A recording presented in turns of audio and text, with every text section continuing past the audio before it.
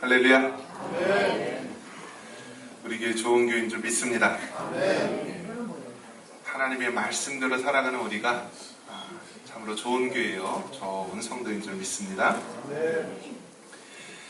따라해 보겠습니다. 영적 경기 규칙. 어제 인도네시아 자카르타에서 이제 아시안 게임이 시작이 되었습니다. 아시아에 있는 많은 나라들이 참여를 하고 우리나라에서도 또 남북 공동 입장을 하면서 참여를 하였습니다. 여러 가지 많은 게임을 하는데요. 우리나라는 이제 2위를 종합 2위를 목표로 그렇게 하고 있습니다. 자, 그렇게 이제 국가 대표로 선수로 나가는 사람들 보면은요, 얼마나 많은 훈련을 하는지 모릅니다. 이 태능 훈련 그 경기장에서 하는 걸 보면은요, 이 선수들이 지옥 같은 훈련 때문에 너무너무 괴로워하고 힘들어합니다. 그런데 그 훈련을 다 마친 사람들은요, 경기에 좋은 결과를 맺게 되고요, 또 금메달과 또 영광을 누리게 되는 것입니다. 여러 가지 많은 경기가 있는데요. 이 경기들은요, 규칙이 있습니다. 룰이 있습니다. 여러분, 어른들 예전에 탁구 많이 쳤죠, 탁구. 여러분, 탁구를 할 때요, 이 서비스를 해야 되잖아요. 그럼 여러분, 이 공을 어떻게 해야 될 것 같아요? 띄워야 됩니다. 근데 얼마나 띄워야 될 것 같아요? 16cm 이상을 띄워야 됩니다. 그래서 이 볼을 조금 띄거나 안 띄우면은요, 또 파울이 되고 또 반칙이 되는 것입니다. 또 뭐 배드민턴 같은 경우에는 서비스할 때요, 이 셔틀콕을 아주 밑에서 이렇게 위치가 다 정해져 있습니다. 또 우리에게 또 낯설은 경기 중에 경보라고 하는 것이 있습니다. 경보 경기. 이 경보는요, 달리는 것이 아니라 걷는 경기입니다. 그래서 이 경보 경기도요, 그 역사가 아주 오래됐습니다. 그런데 이 경보 경기에서 규칙이 여러분 어떻게 될까요? 걷는다라는 정의를 생각해 보면 되는데요. 경보 경기의 규칙. 제일 중요한 게 뭐냐면요, 두 다리가 다 공중에 떠 있으면 안 되고 한쪽 다리는 꼭 땅에 붙어 있어야 됩니다. 그래서 경보 경기를 할 때 빨리 가고 싶다고 해서 달리듯이 두 발이 동시에 공중에 떠 있으면은 경고를 2번 받게 되면은요, 실격이 되는 것입니다. 이처럼 운동 경기, 이 세상에 있는 운동 경기도요, 규칙이 있습니다. 룰이 있습니다. 그리고 그 룰을 어겼을 때는요, 실격이 되고 또 퇴장을 할 수밖에 없는 것입니다. 자, 그런 면에서 본다면 우리의 신앙도 영적인 규칙이 있다라는 것입니다. 한번 따라해 보겠습니다. 우리의 신앙도 영적 규칙이 있다. 자, 이 규칙을 잘 기억을 하면서 하나님이 뭐라고 우리에게 이 영적인 이 경기를 하도록 하셨는지 우리가 잘 깨달아야 합니다. 자, 우리 24절 같이 한번 읽겠습니다. 24절입니다. 운동장에서 다름질하는 자들이 다 달릴지라도 오직 상을 받는 사람은 한 사람인 줄을 너희가 알지 못하느냐. 너희도 상을 받도록 이와 같이 다름질하라. 한번 따라해 봅니다. 상을 받도록 다름질하라. 우리 신앙생활을요, 다름질하는 자, 경주하는 자로 표현을 합니다. 그 당시 성경이 쓰여질 당시만 해도요, 이 헬라 알렉산더 대왕이나 또 그 주변 상황에 보면은 이미 올림픽의 시작이 되었었습니다. 자, 그 당시에는 이제 경기가 있었고요. 그 경기에 참여하는 이 경주자들, 특별히 다름질하는 자들을 비유하면서 오늘 말씀을 하고 있습니다. 운동장에서 다름질하는 사람들이 다 여러 명이 달립니다.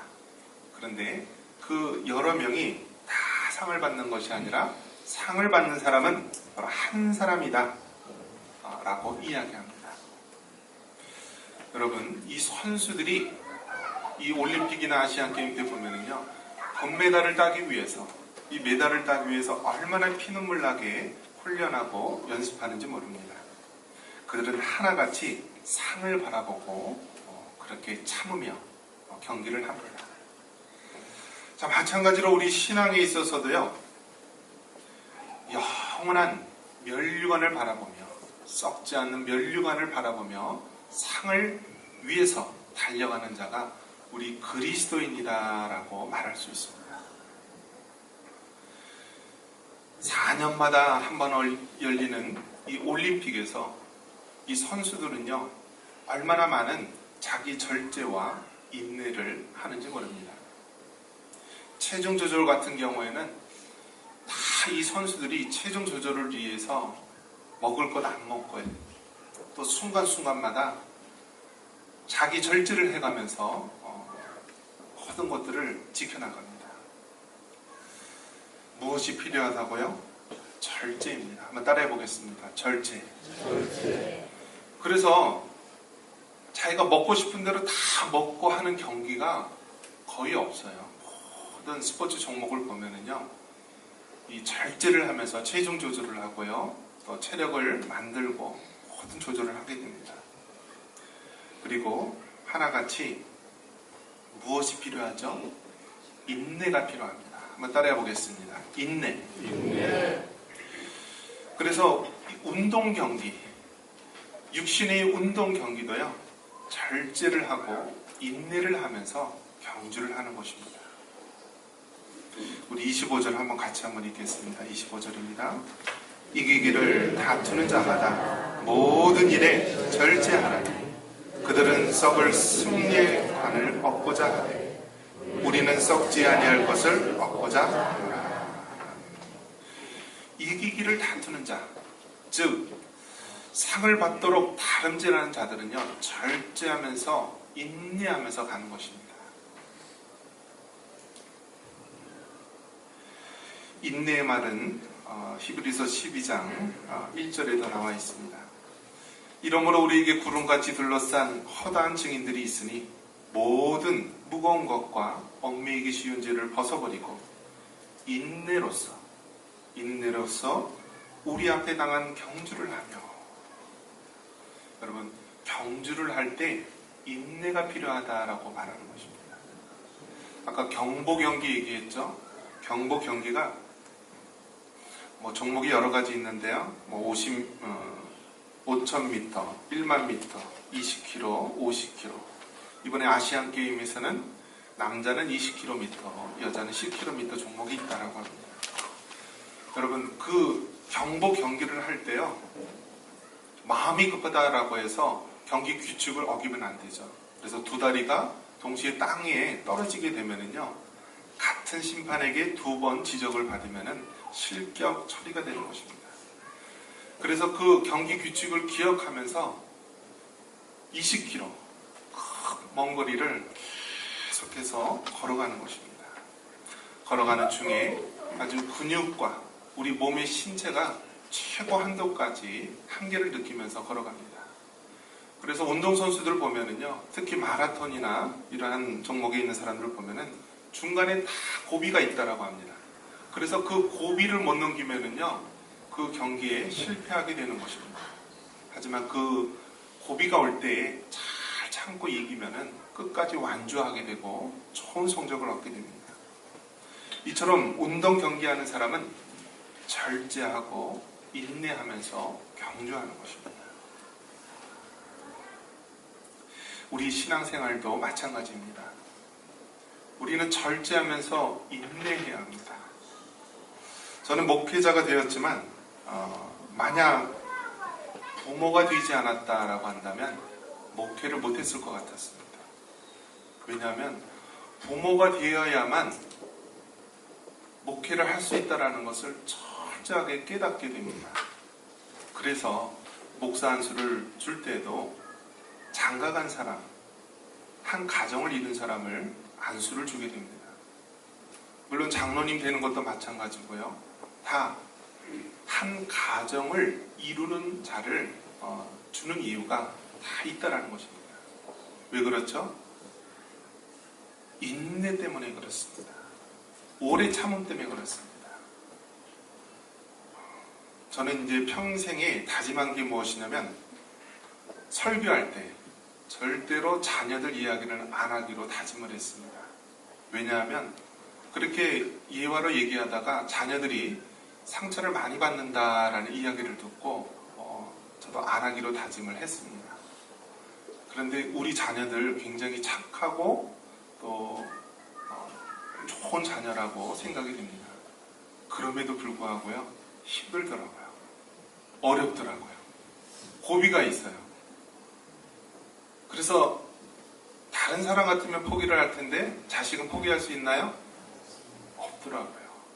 공부를 잘하든지 못하든지 말을 잘 듣든지 못 듣든지 자식이기 때문에 아비의 마음을 가지고 인내하게 됩니다.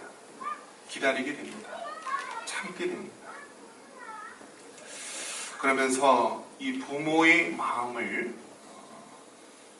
깨닫게 되면서 하나님 아버지의 마음을 조금씩 알게 되고 이해하게 됩니다. 여러분, 우리는 상을 받기 위해 뛰어가는 사람입니다. 이 상 주심을 바라보고 뛰어가는 자는 절제해야 되고 인내해야 되는 것입니다. 얼마나 인생이 힘들고 어려운 일이 많이 있는지 모릅니다.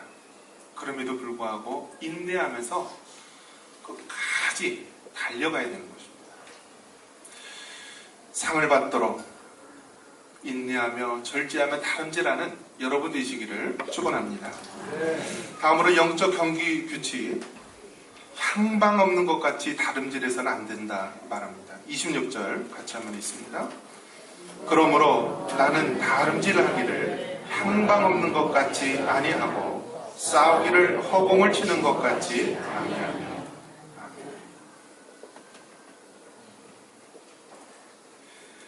향방 없는 것 같이 다름질하지 않는다. 이것은 분명한 목표와 방향을 가지고 가야 된다라는 것입니다.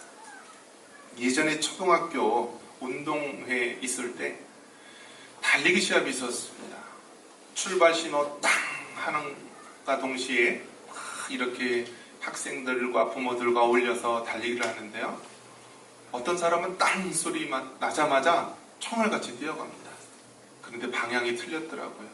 결승점이 저쪽인데 엉뚱한 데로 막 뛰어가더라고요. 어떻게 됐을까요? 탈락하고 상을 얻지 못했죠. 우리 신앙생활도 마찬가지입니다. 우리 신앙생활은요, 향방, 방향이 중요한 것입니다. 교회에 와서 열심만 찾는데요, 열심히 중요한 것도 있겠지만 더 중요한 것은요, 방향이 중요한 거고요, 향방 있게 달려가는 것입니다. 출발 신호와 땅과 함께 우리의 결승점, 우리의 목표 지점을 향하여서 달려가야 되는 것입니다.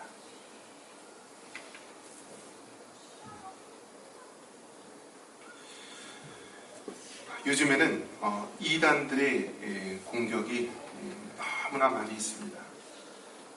그래서 이제는 이단을 이단이라고 말할 수 없는 시대가 다가오고 있습니다.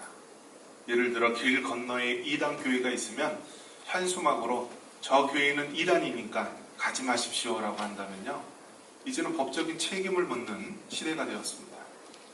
그래서 이제는 이단을 이야기할 때도요, 자기 교회 성도들 내에서만 이야기를 한다든지 아니면은 정통 교단에서 어디는 이단이라고 합니다라고 그렇게 표현을 해야 되는 시대가 되었습니다.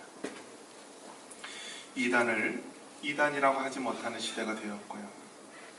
또 성경에서 죄라고 하는 것을 이제는 죄라고 말할 수 없는 시대가 점점 다가오고 있습니다. 이제는 양심적 병영 거부라는 이름으로 군대를 군대의 의무를 지지 않는 자들이 점점 많이 일어나고 있습니다. 여러분, 양심적 병역 거부라고 한다면 나머지 사람들은 비양심적으로 군복무를 합니까? 그것은 아니죠. 자, 이처럼 우리 사회에서는요, 과거에 옳다고 하는 것이 이제는 그르다고 하는 시대가 다가오고 있습니다. 동성애는 어떻습니까? 성경은 분명히 동성애가 죄라고 말합니다. 그리고요, 모든 사회 구조에서요, 그 나라가 멸망할 때 보면은 다 이 음란하고 타락하고 동성애가 만연했을 때 타락을 하게 됩니다. 소돔과 고모라가 멸망할 때도 바로 남자가 남자로 더불어 이런 음란하고 죄악이 가득했기 때문에 불과 유황으로 멸망을 당하게 됩니다. 그래서 정말 우리는 이 혼탁한 시대 가운데서 무엇이 옳은지, 어떤 게 옳은지 점점 분별하기 어려운 시대를 살아가고 있습니다. 로마서 12장 2절에 너희는 이 세대를 본받지 말고 오직 마음을 새롭게 함으로 변화를 받아 하나님의 선하시고 기뻐하시고 온전하신 뜻이 무엇인지 분별하도록 하라 말씀합니다. 한번 따라해 봅니다. 너희는 이 세대를 본받지 말고 할렐루야. 여러분, 이 세대를 본받지 마세요. 이 세대는요, 죄악을 향해서, 멸망을 향해서 나아가는 것입니다. 성경에서 이것이 옳다라고 한다면 그것을 생명을 걸고 지키시기 바랍니다. 성경에서 이것은 죄악이니까 가까이 하지 말라고 한다면 목숨 바쳐서 지키시기 바랍니다. 전 세계적으로 통용되는 화폐는 미국의 달러라고 합니다. US 달러. US 달러가 뭐 석유 거래라든지 뭐 세계 모든 무역과 다 통용이 됩니다. 심지어는 미국을 가장 싫어하는 저 북한 땅도요, 통용되는 화폐가 US 달러라고 합니다. 자, 그런데 이 US 달러는 그만큼 전 세계적으로 많이 유통이 되기 때문에 가짜가 많이 있겠죠. 가짜. 그런데 여러분, 이 전문적으로 이 위조 화폐, 가짜 화폐를 이제 가려내는 사람들이 있다라고 합니다. 위조 화폐를 여러분 어떻게 가려낼 수 있을까요? 위조 화폐를 하는 사람은요, 우리가 생각하기에 위조 화폐가 어떤 것이 있나 위조 화폐를 많이 연구할 것 같지만요, 위조 화폐를 발견하는 사람은요, 정상적인 화폐를 배운다라고 합니다. 정상적인 화폐는 무엇과 무엇이 있고 어떤 모양이 있고 어떤 것이 있고 계속해서 정상적인 화폐를 접하고 만져보고 보고 연구를 한다라고 합니다. 그러면 자연적으로 위조 화폐가 딱 들어오면은요, 자연스럽게 발견한다고 합니다. 마찬가지로요, 우리 신앙생활도요, 하나님 말씀, 정상적인 말씀을 계속해서 듣고 배우고 따라야 되는 것입니다. 여기서 이것이 옳다, 여기서 이게 유행한다, 뭐 이런 것이 있더라, 이런 데 쫓아가는 것이 아니라 정상적인 하나님의 말씀, 성경 말씀을 배우고 그것을 철저하게 깨닫고, 그러할 때 우리는 이단이나 사입이나 잘못된 것이 올 때 분별할 수 있고 우리는 배척할 수 있는 것입니다. 향방 없는 것 같이 다름질하지 마시고 오직 성경이 말씀하고 있는 분명한 목표와 방향을 잡고 달려가는 여러분 되시기를 바랍니다. 다음으로 자기 몸을 쳐서 복종시켜야 한다 말씀합니다. 우리 27절 같이 한번 읽겠습니다. 내가 내 몸을 쳐 복종하게 하면 내가 남에게 전파한 후에 자신이 도리어 버림을 당할까 두려워합니다.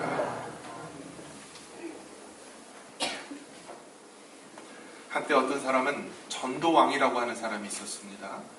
많은 사람을 전도하고 교회로 이끌었는데요, 어느 날 보니까 교회가 아니라 저기 불교 쪽으로 가 있더라고요.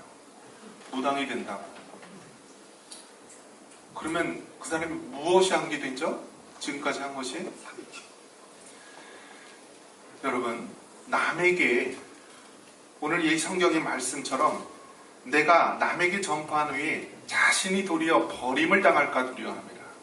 바로 이런 케이스에 해당하는 말입니다. 다른 사람에게 복음을 전하고 하나님의 말씀을 전하였지만 정작 자신은 구원받지 못하고 버림받은 경우입니다. 사도 바울은요, 하나님의 은혜를 깨닫고 부활하신 예수님을 만나고 그의 인생이 완전히 전환점이 되어서 복음을 전하는 자로 바뀌었습니다. 사도 바울에게는 복음을 전하면서 이방인의 사도로서 사명을 감당하였는데요, 늘 마음속에 이러한 두려움이 있었던 것입니다. 내가 하나님의 복음을 증거하고 복음을 전하였는데 혹시 내가 내 자신이 버림을 당하진 않을까, 그러한 두려움이 있었습니다.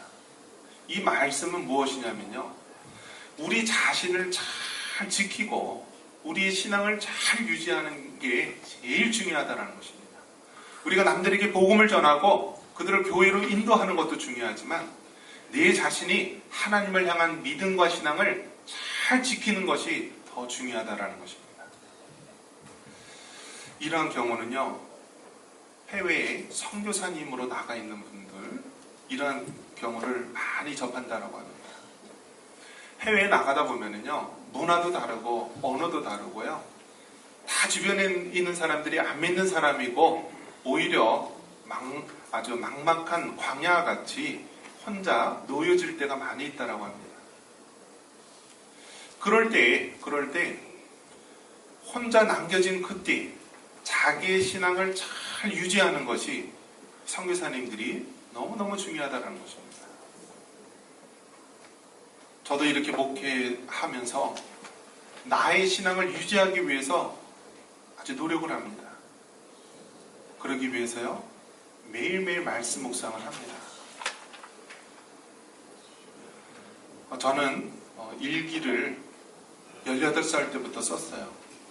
학교 선생님이 일기를 쓰면서 하루를 정리하는 게 좋다라고 해서 18살 때서부터 쭉 써왔고요. 지금도 일주일에 여러 번 씁니다. 그리고 이제 예수전도단 DTS 받을 때 말씀 묵상을 가르쳐 줬어요. 그래서 일기는 하루를 정리하는 것이라고 한다면 말씀 묵상은 하루를 시작할 때 하루를 여는 중요한 의미가 있어서 그때부터 말씀 묵상을 합니다. 그런데요, 이 말씀 묵상이 너무너무 중요하다는 것입니다. 목사인 나도, 선교사님 분들도요, 자기 신앙 관리가 안 되면요, 다 무너지게 되는 것입니다. 사도 바울이 내가 다른 사람에게 복음을 전하다가 마지막에 나 자신이 버림을 당할까 두려워한다라는 이 마음이 우리에게도 있어야 된다는 것입니다. 그러면서 내 몸을 쳐서 복종시켜야 한다라고 했는데요, 가장 힘들고 어려운 것은요, 다른 사람도 아닙니다. 다른 어려운 일들도 아닙니다. 바로 나 자신입니다. 나 자신이 제일 힘듭니다. 어느 순간 나도 모르게 옛사람이 불거져 나오고 네 안에 있는 모든 죄악의 더러움이 불거져 나올 때가 많이 있습니다. 이러한 옛사람을 쳐서 무너뜨리고 날마다 자신을 주의 십자가 앞에 바로 세우면서 나아가는 것, 이것이 바로 우리가 영적인 경기규칙으로 삼아야 되는 것입니다. 말씀을 맺습니다. 이 땅에 운동선수들도요, 경기규칙을 따라 인내하면서 절제하면서 달려갑니다. 그들은 금메달을 향해서 달려갑니다. 우리 예수님 믿는 자들도요, 이 땅에서 신앙생활할 때 상 주시는 하나님을 바라보며 인내하며 절제하며 가야 됩니다. 향방 없는 것 같이 달리지 않고 오직 성경 말씀을 따라 예수 그리스도를 바라보며 달려가야 됩니다. 그리고 날마다 자신을 치면서 복종해야 합니다. 이런 은혜가 있기를 주님의 이름으로 축원합니다.